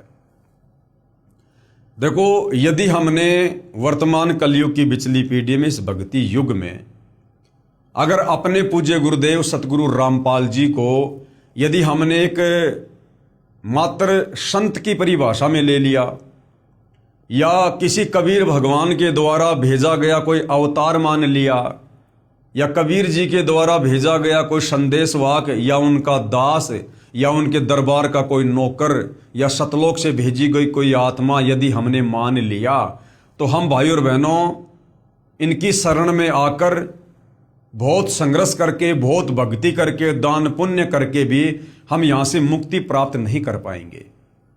क्योंकि गुरु को परमेश्वर के अलावा, परमात्मा के अलावा यदि हमने अन्य किसी भी परिभाषा में रखा और हम भक्ति भी करते रहे, यानी हम उनको मानुष मानते रहे और भगवान उनके अलावा किसी और को मानते रहे, तो हम यहाँ से मुक्त नहीं हो सकते। ये हमारी बहुत बड़ी कमजोरी हो जाएगी। हमने गुरु को जानना है, पहचानना है, उनसे प्रार्थना कर करके, उनके आगे दंडवत करके, रो रो के, ज्ञान योग की भीख मांग मांग के, तब परमेश्वर दया करेंगे। वो दया ही करने आते हैं, हमारे से अपनी पहचान ही करवाने आते हैं, यदि वास्तव में हम मोक्ष चाहते हैं तो यहां पर आपको दो तरह की बातें देखने को मिलेंगी और दोनों बातें हमने समझने की भी आवश्यकता है। यही प्रमाण सतगुरु गरीबदास जी छुडानी जिला झज्जर हरियाणा वाले ने दिया है कि सतगुरु यानी तत्वदर्शी संत, सतगुरु को उन्होंने कोष्टक में क्या लिखा है कि सतगुरु कौन होता है? सतगुरु होता है तत्वदर्शी संत। परमेश्वर कबीर बंदी छोड़कर भेजा हुआ दिल्ली मंडल में आएगा। जबकि गरीबदास जी ने ऐसा नहीं लिखा कि कबीर परमेश्वर जी का भेजा हुआ दिल्ली मंडल में आएगा, क्योंकि गरीबदास जी फिर आगे खुद ही सिद्ध कर देते हैं कि भैया वो तो खुद ही है जो भी कुछ है। तो गरीबदास जी की ये वाणी है जो असुर निकंदन रमेणी में है। गरीब सतगुरु दिल्ली मंडल आईसी और सूती धरणी सूम जगाईसी। आदरणीय गरीबदास जी ने साफ साफ लिखा है कि सतगुरु दिल्ली मंडल आईसी, कि मेरे सतगुरु जिंदा बाबा कबीर साहिब आगे चलकर दिल्ली मंडल में आएंगे। यहां पर यह नहीं लिखा कि मेरे सतगुरु कबीर जी सतलोक से किसी आत्मा को आगे चलकर सतगुरु रामपाल जी के रूप में 8 सितंबर 1951 को दिल्ली मंडल में भेजेंगे। गरीबदास जी ने जो क्लियर करना था, जो स्पष्ट करना था, वो कर दिया। सतगुरु दिल्ली मंडल आईसी। अब गरीबदास जी के सतगुरु हैं कबीर जी, और गरीबदास जी कह रहे हैं कि मेरे सतगुरु कबीर जी आगे चलकर दिल्ली मंडल में आएंगे। और दिल्ली मंडल में भाई और बहनों कौन आए हैं? सतगुरु रामपाल जी आए हैं। क्योंकि फिर वो क्या करेंगे? सूती धरणी सूम जगाईसी। सूती धरणी यानी जिस धरती ने भगत पैदा करने छोड़ दिए, जिस धरती पर कंजूस लोग पैदा हो चुके हैं दिल्ली मंडल में, सतगुरु आकर उनको भक्ति देकर, तत्व ज्ञान देकर जगाएगा, फिर से भक्ति पर लगाएगा, उनको दान धर्म जो है करना सिखाएगा, उनको दानी बनाएगा। तो यहां पर गरीबदास जी ने यह नहीं कहा कि कोई आत्मा आएगी या कबीर जी किसी को भेजेंगे। साफ साफ लिखा है सतगुरु दिल्ली मंडल आईसी और सूती धरणी सूम जगाईसी। परमात्मा की भक्ति बिना कंजूस हो गए व्यक्तियों को जगाएगा। गांव धनाना जिला सोनीपत पहले दिल्ली शासित क्षेत्र में पड़ता था, इसलिए संत गरीबदास जी महाराज ने कहा है कि सतगुरु यानी वास्तविक ज्ञान जानने वाला संत, और वास्तविक ज्ञान जानने वाला संत सतगुरु धरती पर केवल कबीर परमात्मा ही हो सकते हैं, दूसरे नहीं। इसलिए संत गरीबदास जी महाराज ने कहा है कि सतगुरु यानी वास्तविक ज्ञान जानने वाला संत अर्थात तत्व दृष्टा संत दिल्ली मंडल में आएगा। अब तत्व दृष्टा संत यदि दिल्ली मंडल में आएगा तो तत्व दृष्टा संत तो स्वयं कबीर भगवान ही होते हैं, दूसरा और कोई नहीं होता। अब आगे क्या लिखा भाई और बहनों, हमने इस वाणी को समझने की आवश्यकता है। साहेब कबीर तकत खवासा और दिल्ली मंडल लीजे वासा। भावार्थ है कि परमेश्वर कबीर बंदी छोड़ के तकत यानी दरबार का खास नौकर अर्थात परमेश्वर का नुमाइंदा प्रतिनिधि दिल्ली मंडल में वास करेगा, अर्थात वहां उत्पन्न होगा।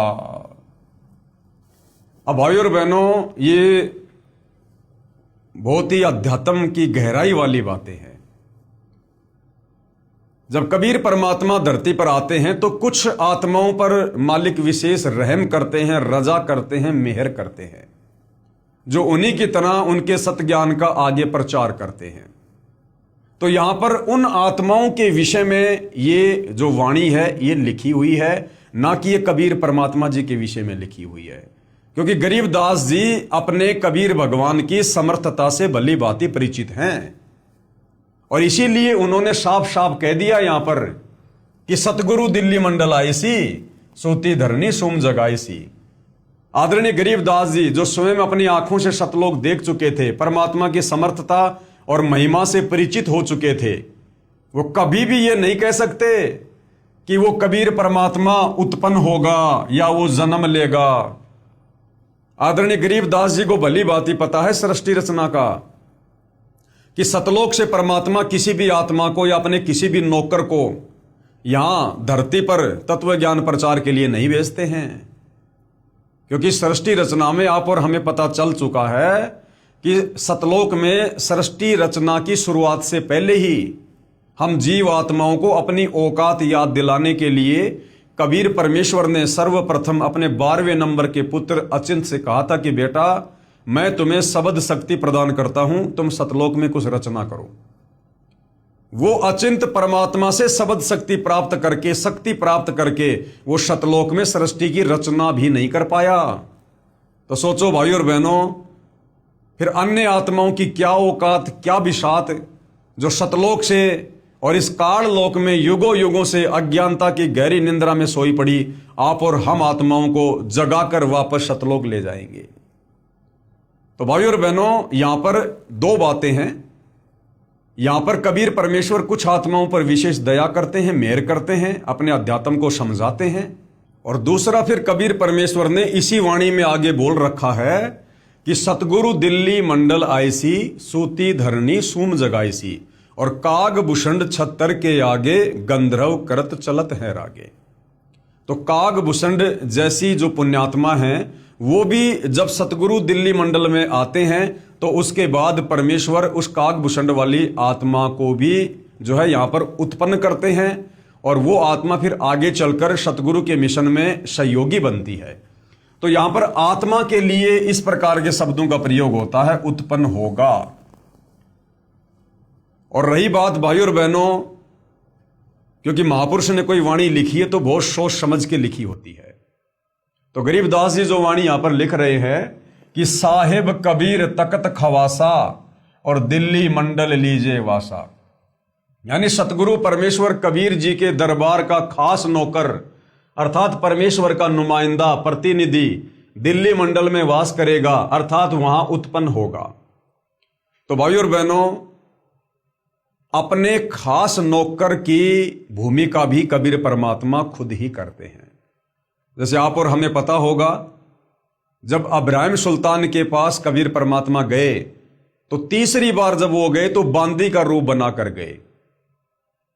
तीसरा रूप उन्होंने बांदी का, बांदी यानी नौकर, खवास। वाणी आती है, तीजा रूप खवास का धारा, तीजा रूप खवास का धारा, वहां फूलों सेज बिछाना, भाई शब्द शब्द बखाना।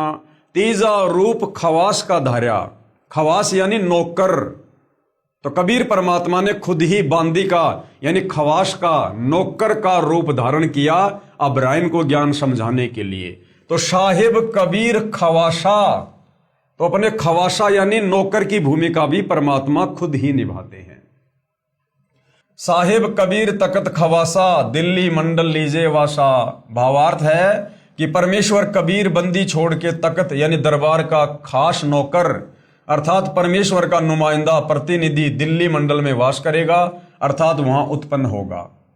प्रथम अपने हिंदू बंधुओं को तत्व ज्ञान से परिचित करवाएगा। बुद्धिमान हिंदू ऐसे जागेंगे जैसे कोई हड़बड़ा कर जागता है, अर्थात उस संत के द्वारा बताए तत्व ज्ञान को समझकर अविलंब उसकी शरण ग्रहण करेंगे। फिर पूरा विश्व उस तत्वदर्शी हिंदू संत के ज्ञान को स्वीकार करेगा। यह भविष्यवाणी श्री नास्त्र दमस जी ने भी की है। नास्त्र दमस जी ने यह भी लिखा है कि मुझे दुख इस बात का है कि उससे परिचित न होने के कारण मेरा सायरन तत्वदृष्टा संत उपेक्षा का पात्र बनेगा। हे बुद्धिमान मानव, उसकी उपेक्षा ना करो। नास्त्रोदामस जी कह रहे हैं कि उस महान धार्मिक नेता तत्वदर्शी संत की उपेक्षा मत करना, उसकी निंदा मत करना, बुराई मत करना, उसी से आत्मा का कल्याण संभव है। और उस तत्वदर्शी संत को कितना सम्मान देना है, कितना आदर सत्कार देना है। नास्त्रोदामस जी क्या कह रहे हैं, वह तो सिंहास नस्त करके, सिंहास नस्त यानी आसन पर बैठा कर, और आराध्य देव यानी इष्ट देव यानी अपना परमपिता परमात्मा मानकर, आराध्य देव यानी इष्ट देव रूप में मानने योग्य है। यानी उस तत्वदर्शी संत को अपना इष्ट, अपना कबीर भगवान, अपना परमेश्वर मानकर और उनको सिंहासन पर बैठाकर उनकी पूजा करनी चाहिए। पूजा, क्योंकि वो स्वयं कबीर भगवान ही होगा। कबीर परमेश्वर जी के अलावा इस संसार में दूसरा कोई भी प्राणी, वो चाहे ब्रह्मा विष्णु महेश है, चाहे दुर्गा है, चाहे काल है, चाहे अक्षर पुरुष है, वो पूजा के योग्य नहीं है। क्योंकि जीव कभी भी अपनी पूजा नहीं करवा सकता, और ना जीव की पूजा करने से हमारी आत्मा की मुक्ति होगी। ये भले मजबूरीवश अपने आप को यहाँ पर भगवान साबित करके बैठे हैं, ये देवी देवता काल अक्षर पुरुष, परंतु ये वास्तव में पूजा के योग्य नहीं है। तो उस तत्वदर्शी संत को अपना आराध्य, अपना इष्ट देव मानकर यानी अपना भगवान मानकर और सिंहास नस्त करके यानी सिंहासन पर बैठाकर उनकी पूजा करनी चाहिए, उनकी आरती उतारनी चाहिए। वह हिंदू धार्मिक संत सायरन आदि पुरुष यानी पूर्ण परमात्मा का अनुयायी जगत का तारणहार है। तो भाई सतगुरु रामपाल जी स्वयं ही पूर्ण परमात्मा हैं, ये किसी के अनुयायी नहीं है, ये तो यहां पर अनुयायी बनाने के लिए आए हैं। नास्त्रोदामस जी भविष्य वक्ता ने पुस्तक पेज नंबर 41 और 42 पर 3 शब्द का उल्लेख किया है। कहा है कि वह विश्व विजेता तत्वदृष्टा संत क्रूर चंद्र अर्थात काल की दुखदायी भूमि से छुड़ाकर यानी 21 ब्रह्मांड से छुड़वाकर अपने आदि अनादि पूर्वजों के साथ यानी सतलोक में वारिस बनाएगा तथा मुक्ति दिलाएगा। यहां पर उपदेश मंत्र की ओर संकेत है कि वह सायरन केवल 3 शब्द ओम तत् सत्य ही मंत्र जाप देगा। एक, विजयी, ज्ञाता, ये जो 3 शब्द हैं ये नाम दीक्षा की ओर संकेत कर रहे हैं। इन 3 शब्दों के साथ मुक्ति का कोई अन्य शब्द ना चिपकाया जाए, यानी ओम तत् सत, इसके अलावा कोई चौथी बार में दीक्षा वगैरह अगर दे रहा है तो नास्त्रोदामस जी साफ साफ मना कर रहे हैं कि 3 बार की दीक्षा के अलावा कोई चौथी बार की दीक्षा यदि दे रहा है तो उस तत्वदर्शी संत को वो मान्य नहीं होगा। यही प्रमाण पवित्र ऋग्वेद मंडल 10 सूक्त 90 मंत्र 16 में, सामवेद श्लोक संख्या 822 तथा श्रीमद् भगवद गीता अध्याय 17 श्लोक 23 में है कि पूर्ण संत क्यों कौन होता है? तत्वदर्शी संत। 3 मंत्र ओम तत् सत जिनमें तत् तथा सत सांकेतिक हैं देकर पूर्ण परमात्मा आदि पुरुष की भक्ति करवाकर जीव को काल जाल से मुक्त करवाता है। फिर वह साधक की भक्ति कमाई के बल से वहां चला जाता है जहां आदि सृष्टि के अच्छे प्राणी रहते हैं, यानी सतलोक में हमारे और भाई बंधु जहां पर रह रहे हैं, जहां से ये जीव अपने पूर्वजों को छोड़कर क्रूर चंद्र यानी काल प्रभु के साथ आकर इस दुखदायी लोक में फंसकर कष्ट पर कष्ट उठा रहा है। ये क्रूर चंद्र कौन है? ये काल है। हम इसके चक्कर में क्यों फंसे, कैसे फंसे, इसके लिए हम सृष्टि रचना में भली भांति पढ़ चुके हैं। नास्त्रोदामस जी ने यह भी स्पष्ट किया है कि मध्यकाल अर्थात पिछली पीढ़ी हिंदू धर्म का आदर्श जीवन जिएंगे।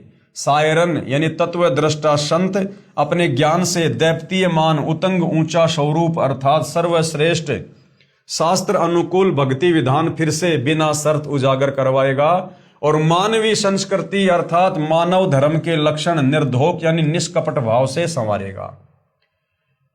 मध्या कालात हिंदू धर्माचे व हिंदूच्या आदर्शवत झालेल, ये मराठी भाषा में लिखा है। यह मराठी भाषा में पेज नंबर 42 पर लिखा है कि उपरोक्त भावार्थ है कि बिचली पीढ़ी का उद्धार शायरन करेगा, यानी बिचली पीढ़ी वाले आप और हम भक्तों का जो भक्ति पर लग जाएंगे, आजीवन मर्यादा में रहेंगे, उन भक्तों का उद्धार, उनका मोक्ष वो शायरन करेगा। ये उल्लेख पेज नंबर 42 की हिंदी लिखना रह गया था, इसलिए यहां लिख दिया है तथा स्पष्टीकरण भी दिया है। यही प्रमाण स्वयं पूर्ण परमात्मा कबीर जी ने कहा है कि धर्मदास तोहे लाख दुहाई, सार ज्ञान कहीं बार न जाई, सार नाम बाहर जो परही, बिचली पीढ़ी हंस नहीं तरही, सार ज्ञान तब तक छुपाई, जब तक द्वादश पंथ ना मिट जाई।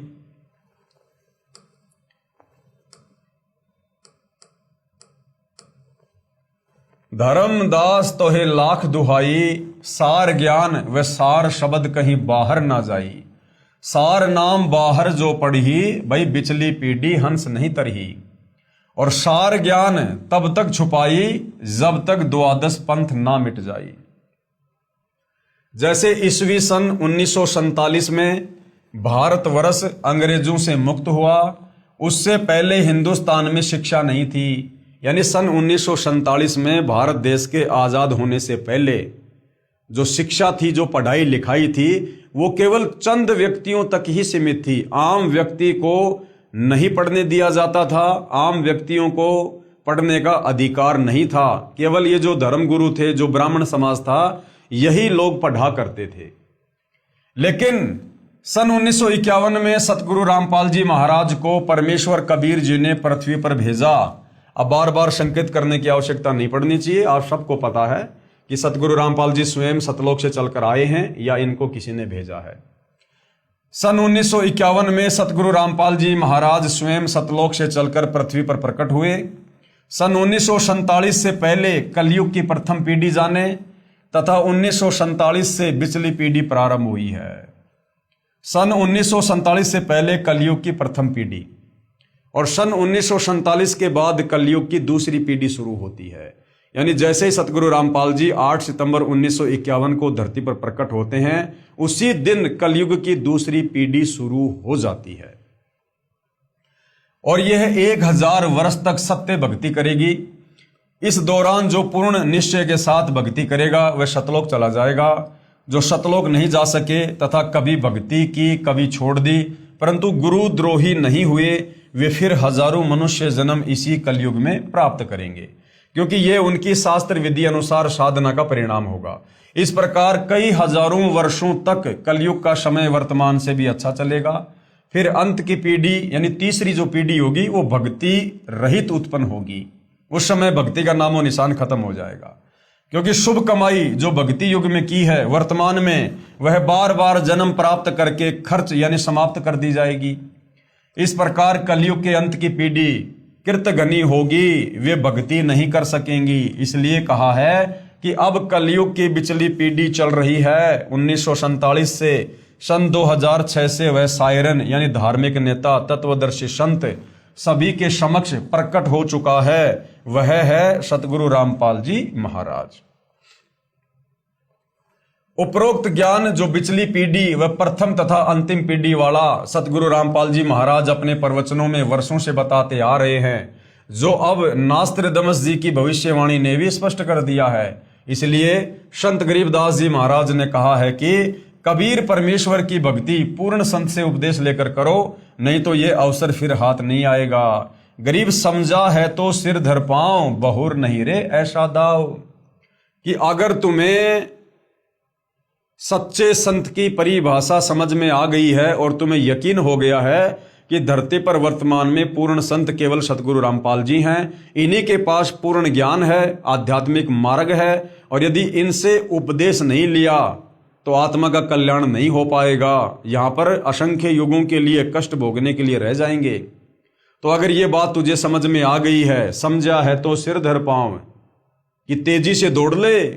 सर पर पांव रख के दौड़ने का मतलब है जैसे आपत्ति के समय इंसान बहुत तेज गति से दौड़ता है, इसी प्रकार यदि आपको ये बात समझ में आ गई है कि यदि हमने सत भक्ति नहीं की सतगुरु रामपाल जी से उपदेश लेकर, और यदि सतगुरु रामपाल जी सतलोक के लिए प्रस्थान कर गए, उसके बाद कुछ भी हाथ नहीं आएगा, तो भैया अपनी आत्मा के कल्याण के लिए फटाफट उनके ज्ञान को सुन समझ उनसे उपदेश लेके भक्ति मार्ग पर लग गए। बहुर नहीं रे ऐसा दाव, ये मौका फिर बाद में हाथ नहीं आएगा। भावार्थ है कि यदि आप तत्व ज्ञान को समझ गए हैं तो सिर पर पैर रख अर्थात अति शीघ्रता से तत्वदर्शी संत रामपाल जी महाराज से उपदेश लेकर अपना कल्याण करवाओ। यह सुअवसर फिर प्राप्त नहीं होगा। जैसे ये पिछली पीढ़ी यानी मध्य काल वाला समय और आपका मानव शरीर तथा तत्वदृष्टा संत प्रकट है, यदि अब भी भक्ति मार्ग पर नहीं लगोगे तो उसके विषय में कहा है, ये संसार समझदा नाही कहंदा शाम दोपहरे नू, और गरीब दास ये वक्त जात है फिर रोगे इस पहरे नू। इस समय को फिर कुत्ते बनकर ऊपर मुंह करके रात्रि में रोया करोगे। भावार्थ है कि संत गरीबदास जी महाराज कह रहे हैं कि ये भोला संसार शास्त्र विधि रहित साधना कर रहा है जो अति दुखदायी है। यानी हमारे धर्म ग्रंथों के विरुद्ध यदि हम नाम जाप करेंगे, भक्ति करेंगे, कर्म धर्म करेंगे तो उससे हमें दुख मिलेगा, हमारे कर्म नहीं कट सकते, मोक्ष नहीं होगा। इसी को सुखदायी कह रहा है। जैसे जून महीने दोपहर दिन के 12 बजे में धूप में खड़ा जल रहा है, उसी को सांझ बता रहा है, यानी ठंडा मौसम बता रहा है। जैसे कोई शराबी व्यक्ति शराब पीकर सड़क पर पड़ा है और उससे कोई कहे कि आप दोपहर की धूप में क्यों जल रहे हो, छाया में चलो, वह शराबी शराब के नशे में कहता है कि नहीं ये तो सांझ है, कौन कहता है कि दोपहर है। इसी प्रकार जो साधक यानी भगत शास्त्र विधि त्याग कर यानी अपने धर्म शास्त्रों के विपरीत मनमाना आचरण कर रहे हैं, वे अपना जीवन नष्ट कर रहे हैं। उसे त्यागना नहीं चाहते अपितु उसी को सर्वश्रेष्ठ मानकर काल के लोक की आग में जल रहे हैं। ये मंदिर मस्जिद चर्च गुरुद्वारे कावड़ लेके आना, पैदल यात्रा करना, मनमुखी भंडारे करना, पत्थरों की पूजा करना, लोग इन्हीं को सर्वश्रेष्ठ साधना मानकर जो लगे हुए हैं, और यदि उन्हें कोई समझाने का प्रयास करता है तो वो मानते नहीं, तो ऐसे लोग फिर आने वाले समय में बहुत ज्यादा कष्टों को प्राप्त होंगे। संत गरीबदास जी महाराज कह रहे हैं कि इतने प्रमाण मिलने के पश्चात भी सत साधना पूर्ण संत के बताए अनुसार नहीं करोगे तो ये अनमोल मानव शरीर तथा पिछली पीढ़ी का भक्ति युग हाथ से निकल जाएगा। फिर इस समय को याद करके रोओगे, बहुत पश्चाताप करोगे, फिर कुछ नहीं बनेगा। परमेश्वर कबीर बंदी छोड़ने कहा है, भाई आछे दिन पाछे गए और सतगुरु से किया ना हेत, अब पछतावा क्या करे जब चिड़िया चुग गई खेत। सर्व मानव समाज से प्रार्थना करते हैं कि पूर्ण संत रामपाल जी महाराज को पहचानो तथा अपना व अपने परिवार का कल्याण करवाओ, अपने रिश्तेदारों तथा दोस्तों को भी बताओ तथा पूर्ण मोक्ष पाओ। स्वर्ण युग प्रारंभ हो चुका है, यानी भक्ति युग शुरू हो चुका है। लाखों पुण्यात्माएं सतगुरु रामपाल जी तत्वदर्शी संत को पहचान कर सत्य भक्ति कर रहे हैं। वे अति सुखी हो गए हैं, सर्व विकार छोड़कर निर्मल जीवन जी रहे हैं। कृपया आगे पढ़िए महाराष्ट्र के ज्योतिष शास्त्री का मराठी भाषा में नास्ट्रेडमस की भविष्यवाणियों का अनुवाद। अब भाई और बहनों, ये आपने अभी तक जो पढ़ा है, जो देखा है, ये पवित्र पुस्तक ज्ञान गंगा में एक भगत के द्वारा जैसा उन्होंने सतगुरु रामपाल जी के तत्व ज्ञान को जाना है, समझा है, और जैसा उन्होंने सतगुरु रामपाल जी को अपनी दृष्टि से पहचाना है, उस आधार से उन्होंने यहाँ पर उनके संक्षिप्त लीला में जीवन के विषय में हमें समझाने का प्रयास किया है।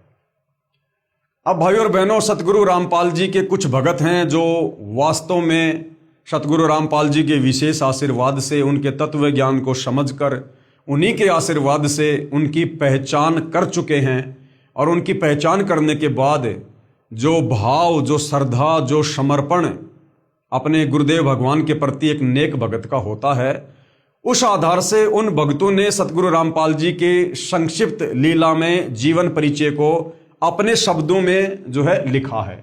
तो वो भी आपको थोड़ा सा एक बार दिखा देते हैं। सात समुद्र की मशी करूं, लेखनी करूं बन राय, और धरती का कागज करूं, गुरु गुण लिखा न जाए। यहां पर परमात्मा से ज्यादा महत्व सतगुरु को दिया गया है, गुरु को दिया गया है, क्योंकि परमात्मा कबीर जी स्वयं ही गुरु रूप धारण करके आप और हमें इस काल के लोक में तत्व ज्ञान समझाने के लिए आते हैं। तो यहाँ पर सतगुरु रामपाल जी परमेश्वर जी का संक्षिप्त लीला में जीवन परिचय लिखा गया है, आप जी को दिखा रहे हैं। हे अखिल ब्रह्मांडों के रचयिता, यानी सर्व सृष्टि के रचनहार, ऊपर के चार अजर अविनाशी लोकों के रचयिता, अगम लोक, अलख लोक, सतलोक, अनामी लोक, फिर अक्षर पुरुष के सातसंग ब्रह्मांड, फिर काल के 21 ब्रह्मांड, अर्थात पूरी सृष्टि के रचयिता, हे अखिल ब्रह्मांडों के रचयिता, आप जी का संक्षिप्त लीला में जीवन परिचय लिखने व बताने में 21 ब्रह्मांड में कोई भी प्राणी सक्षम नहीं है। सात समुद्र की मशी करूं, लेखनी करूं बन राय, और सब धरती का कागज करूं, पर गुरु के गुण लिखे न जाए। आप वह समर्थ पिता हैं जिनके आधे बाल के बराबर भी ये सारी सृष्टि नहीं है। अतः संक्षिप्त जीवन परिचय शब्द के प्रयोग के लिए हम क्षमा प्रार्थी हैं, क्योंकि परमेश्वर आपकी महिमा इतनी अगाध है, इतनी अथाह है, हम उसका अंश मात्र भी वर्णन नहीं कर सकते। वो अंश मात्र वर्णन भी आप अपनी तरफ से विशेष बुद्धि देकर ही करवा सकते हैं, परंतु भाई बहनों को आप जी की अंश मात्र जानकारी देने के लिए इस शब्द का प्रयोग करना मजबूरीवश लेना पड़ रहा है। परमेश्वर आप जी कौन? सतगुरु रामपाल जी की अमर वाणी कहती है कि चारों युग में हम पुकारें, यानी परमात्मा चारों युगों में स्वयं ही संत का रूप धारण करके आते हैं। और कूक कहा हम हेल रे, हमने ऊंची आवाज में बोल बोल के वाणियों द्वारा लोगों को तत्व ज्ञान समझाया। और हीरे मोती माणक बरसे, परमात्मा कहते हैं चारों युगों में हमने तत्व ज्ञान रूपी, मुक्ति रूपी हीरे माणिक लाल बरसाए, अर्थात ये अमृत ज्ञान देना चाहा, परंतु ये जग चुगता ढेल रे। लेकिन काल प्रेरणा से ये संसार केवल डले ढोने में लगा रहा, शास्त्र विरुद्ध साधना को ही करने में लगा रहा। अर्थात काल जाल से अपनी आत्माओं को चेताने व निज घर की जानकारी देने के लिए आप कबीर देव कौन?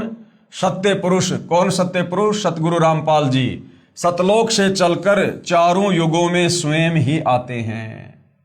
सतयुग में सत सुकृत ऋषि नाम से, त्रेता में मुनिंदर ऋषि नाम से, द्वापर युग में करुणा में ऋषि नाम से, और कलयुग की प्रथम पीढ़ी में कबीर देव नाम से। उसके लगभग 250 वर्ष बाद गरीबदास जी महाराज जी के नाम से, और अब पिछली पीढ़ी में 8 सितंबर 1951 को गांव धनाना, जिला सोनीपत हरियाणा में अपने विधान अनुसार अतिथि रूप में धरती पर सतगुरु रामपाल दास या संत रामपाल दास नाम से प्रकट हो चुके हैं। यानी इस नाम से प्रकट होकर अपने आप को छुपाकर आप जी वर्तमान में लीला कर रहे हैं। अपने नाम के आगे दास शब्द वह परमात्मा सिर्फ हम आत्माओं को दास की परिभाषा समझाने के लिए लगाते हैं, अन्यथा सतगुरु रामपाल जी को अपने नाम के आगे दास शब्द लगाने की आवश्यकता नहीं है। साहिब से सतगुरु भये, यानी हे कबीर परमेश्वर सतगुरु रामपाल जी, आप साहिब हैं, आप परमात्मा हैं, आप सतलोक में निर्गुण रूप में सर्व सृष्टि का पालन करते हैं। तो आप ही सतलोक से चलकर हे साहिब यहां पर सतगुरु की भूमिका करते हैं। साहिब से सतगुरु भय, और फिर सतगुरु से भय संत, फिर एक अच्छे संत यानी भगत की भूमिका भी अपने भक्तों को एक अच्छा और नेक भगत बनाने के लिए, एक भगत के अंदर क्या अच्छे लक्षण और गुण होने चाहिए ये बात समझाने के लिए फिर आप एक मुंह बोला गुरु बनाकर और एक नेक भगत बनकर अपने भक्तों को भगत के लक्षण बताते हैं। आप ऐसी भूमिका करते हैं। साहिब से सतगुरु भय, सतगुरु से भय संत, धर धर भेख विशाल अंग खेल आदि और अंत। इस प्रकार की लीलाएं करते हुए आप जी हमें अध्यात्म को समझाते हैं।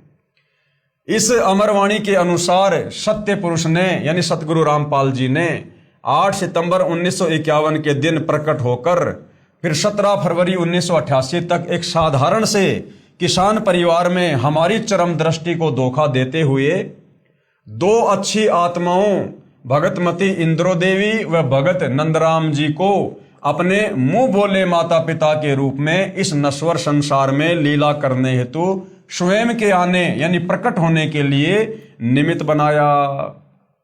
ना सतगुरु जननी जने जाके माना बाप, पिंड ब्रह्मंड से रहित है नामाती नूताप। सतगुरु जब इस पृथ्वी पर प्रकट होते हैं तो किसी माँ के गर्भ से जन्म लेकर जेर में लिपटकर गंदगी में लिपटकर बाहर नहीं आते।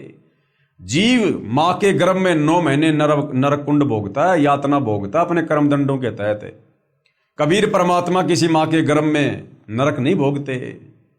तो ये परमात्मा केवल इस प्रकार की सांसारिक दिखावे में लीला करते हैं, एक मुंह बोला पिता एक मुंह बोली माता बनाते हैं और इस प्रकार से परमेश्वर धरती पर प्रकट होकर हमारी चरम दृष्टि को धोखा देते हुए फिर आगे चलकर सतगुरु की भूमिका करते हैं, हम तक ये ज्ञान पहुंचाते हैं। 17 फरवरी 1988 को ठीक उसी तरह कबीर सागर में लिपिबद्ध अपनी वाणी के अनुसार 600 साल पहले की तरह गुरु शिष्य परंपरा व भगत बनकर हम जीव आत्माओं को एक भगत के लक्षण समझाने के लिए जैसे पंडित रामानंद जी को मुंह बोला गुरु बनाया था, ठीक उसी तरह जगत गुरु होने के उपरांत भी 17 फरवरी 1988 को आदरणीय रामदेवानंद जी को अपना मुंह बोला गुरु बनाकर 12वें पंथ में प्रवेश किया तथा उसके बाद सन 1994 से सत्संग व नामदान देना शुरू करके सच्चे सतगुरु की भूमिका निभा रहे हैं। साहिब से सतगुरु भय, सतगुरु से भय संत। आप स्वयं कबीर देव हैं। कौन? सतगुरु रामपाल जी, क्योंकि महिमा उनकी हो रही है। संक्षिप्त लीला में जीवन परिचय सतगुरु रामपाल जी का बताया जा रहा है, तो बार बार उनका नाम नहीं लिया जाता। समझदार को संकेत ही काफी होता है। आप यानी सतगुरु रामपाल जी स्वयं कबीर देव हैं और मर्यादा में रहकर भक्ति करने वाली अनेक आत्माओं को आपने जीवन दान व आध्यात्मिक सुख देने के साथ साथ शास्त्र अनुसार भक्ति देकर मोक्ष का मार्ग भी दिखा दिया। सन 1994 से आज तक आप जी ने परमार्थ के लिए निस्वार्थ भाव से जो संघर्ष करके दिखाया है, यह आपकी दयालुता, साधुता व समर्थता का प्रमाण है। यानी 2006 में क्रोथा कांड हुआ, 2014 में बरवाला कांड हुआ और सर्व सृष्टि के रचयिता जिनके आधे बाल के ऊपर पूरी सृष्टि को ठहराया जा सकता है, वो कबीर परमात्मा कभी 21 महीने की जेल काट रहा है, कभी 11 साल की जेल काट रहा है और किसी को कोई दोष नहीं देता, किसी के ऊपर कोई मुकदमा, कोई FIR नहीं करवाता और कहता कि सब मेरे ही तो बच्चे हैं, मैं किसके ऊपर FIR करवाऊं। तो ऐसा भाई और बहनों परमार्थ के लिए निस्वार्थ भाव से परमात्मा ही कर सकते हैं, जीव के वश की बात नहीं है। तो इस प्रकार की जो लीलाएं हैं ये आप जी की दयालुता, साधुता और समर्थता का प्रमाण है। साधुता यानी संत ना छोड़े संतता, चाहे कोटिक मिले असंत। वेदों में लिखित अपनी महिमा व गुणों को सत्य साबित करने की वह परमात्मा कमल के विकसित फूल पर शिशु रूप में प्रकट होकर कुंवारी गाय के दूध से अपनी परवरिश करवाता है। वेदों में लिखा है कि वो कबीर परमात्मा चारों युगों में एक एक जीवन इस प्रकार का जीता है कि वो सतलोक से चलकर शिशु रूप में धरती पर किसी तालाब पर विकसित कमल के फूल पर प्रकट होता है। उसके बाद कोई निसंतान दंपत्ति उसे उठाकर घर ले जाते हैं और फिर परमेश्वर कवारी गाय के दूध से उन आत्माओं को निमित्त बनाकर अपनी लीला में परवरिश करवाता है। तो ये जो भूमिका है, इस प्रकार की जो लीला है भाइयों और बहनों, ये केवल कबीर परमेश्वर जी के ऊपर ही फिट बैठती है। अन्य किसी देव, महादेव, ब्रह्मा, विष्णु, महेश ने इस प्रकार की लीला नहीं की, किसी रामकृष्ण जी ने इस प्रकार की लीला नहीं की। कबीर परमात्मा ही चारों युगों में किसी सरोवर पर शिशु रूप में प्रकट होते हैं और उसके बाद बाल्यकाल में कवारी गाय के दूध से उनकी परवरिश होती है, जो वेदों में लिखी है। तो केवल अपनी महिमा को जगत के सामने सत्य साबित करने के लिए, प्रकट करने के लिए कि वेदों में जो इस प्रकार की लीला लिखी है वो किस भगवान के ऊपर खरी उतरती है, उसको सत्य साबित करने के लिए, आप और हमें विश्वास दिलाने के लिए, अपनी पहचान करवाने के लिए चारों युगों में परमात्मा वेदों में लिखी इस प्रकार की महिमा के अनुसार 4 युगों में एक एक जीवन जीता है। वह परमात्मा मुर्दे को जीवन देकर 100 वर्ष की उम्र प्रदान कर सकता है। कौन? सतगुरु रामपाल जी। और लाखों को किया है। निर्धन को धन देकर सुखी कर सकता है, लाखों को, करोड़ों को किया है। कोढ़ी व रोगी को स्वस्थ करके नया जीवन दे सकता है। वह बांझ को पुत्र तथा अंधे को आंख दे सकता है। आप और हमने इसी पवित्र पुस्तक ज्ञान गंगा में बहुत सारे भाई बहनों के इंटरव्यू देखे हैं जो किस प्रकार से पारिवारिक कष्टों से, शारीरिक कष्टों से, 3 ताप के कष्टों से किस प्रकार से दुखी थे, मरणासन हालत में थे, ना जिया जा रहा था ना मरा जा रहा था, हर कहीं धक्के खा चुके थे, मेडिकल में, गुरुओं के पास में कोई लाभ नहीं। और जैसे सतगुरु रामपाल जी की शरण में आए, उनके असाध्य रोग शत भक्ति के चलते कुछ ही दिनों में छू मंत्र हो जाते हैं। आदि आदि वेदों में वर्णित महिमा को यथार्थ रूप देने के लिए चारों युगों में मात्र एक एक जीवन किसी तालाब में विकसित कमल के फूल पर शिशु रूप में प्रकट होने की लीला करते हैं। अन्यथा आप जी, कौन? परमेश्वर सतगुरु रामपाल जी भगवान को किसी तालाब या कमल के फूल या शिशु रूप में प्रकट होने की कोई आवश्यकता नहीं होती है। आप जी जब चाहें, यानी आप सतगुरु रामपाल जी भगवान इतने समर्थ हैं, आप जी जब चाहें, जहां चाहे, जिस रूप व अवस्था यानी उम्र में प्रकट होना चाहें हो सकते हैं। जैसे नानक जी को बेई नदी पर व धर्मदास जी को मथुरा में जिंदा महात्मा के रूप में प्रकट होकर ज्ञान समझाया। सन 1392 में प्रकट होकर तैमूर लंग को 7 पीढ़ी के राज्य का आशीर्वाद दिया। जबकि कबीर परमात्मा कलयुग की प्रथम पीढ़ी में आज से 650 साल पहले सन 1398 में कमल के फूल पर शिशु रूप में प्रकट हुए थे। लेकिन उससे 6 साल पहले कबीर परमात्मा आए 1398 में, और 1398 से पहले 1392 में कबीर परमात्मा सतलोक से चलकर तैमूर लंग को मिले और तैमूर लंग की 1 रोटी खाकर 7 पीढ़ी का राज्य दिया। तो ये कबीर परमात्मा कमल के फूल पर शिशु रूप में केवल वेदों में लिखी अपनी महिमा को सत्य साबित करने के लिए प्रत्येक युग में एक एक जीवन जीते हैं। अन्यथा इनको आवश्यकता नहीं है। ये तो जब चाहें, जैसे चाहें, जिस रूप में, जहां चाहें, कभी भी प्रकट हो सकते हैं। कितनी बार ये प्रकट हो सकते हैं? लगभग 300 वर्ष पहले आदरणीय गरीबदास जी महाराज जी के रूप में प्रकट होकर सदग्रंथ साहिब की रचना की तथा छुडानी गांव में गंगा जी को प्रकट करने तक की अद्भुत लीला की। लगभग 60-65 वर्ष तक छुडानी से निर्वाण होने के बाद 35 वर्ष तक उसी रूप में सहारनपुर उत्तर प्रदेश में अपने प्रिय भगत भूमड़दास सैनी के बाग में रहने की लीला की। और आज साक्षात अपने वास्तविक सतलोकीय स्वरूप में सतगुरु रामपाल जी के नाम से 8 सितंबर 1951 से हम सब के समक्ष प्रकट हैं। हे जगतनाथ, आपकी लीला अद्भुत है। जगतनाथ कौन? सतगुरु रामपाल जी। हे जगत के नाथ, आपकी लीला अद्भुत है। हे अविगत परमेश्वर, अविगत यानी जिसकी गति को जानने समझने में कोई सक्षम नहीं।